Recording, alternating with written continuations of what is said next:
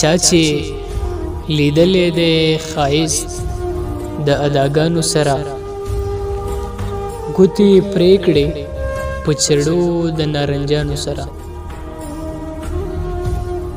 چا چې لیدلې دی ښایست د اداګانو سره ګوتې پرې کړې په چړو د نارنجانو سره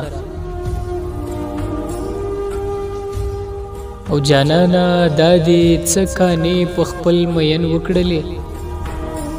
جانانا دا دې څه کانې په خپل مین وکړلې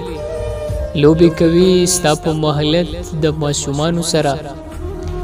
او زه خواره واره لاسونه ور تر غاړې وتم زه خواره واره لاسونه ور تر غاړې وتم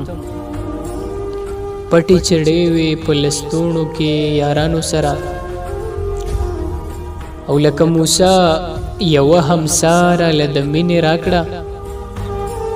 لکه موسی یوه همسا راله د مینې راکړه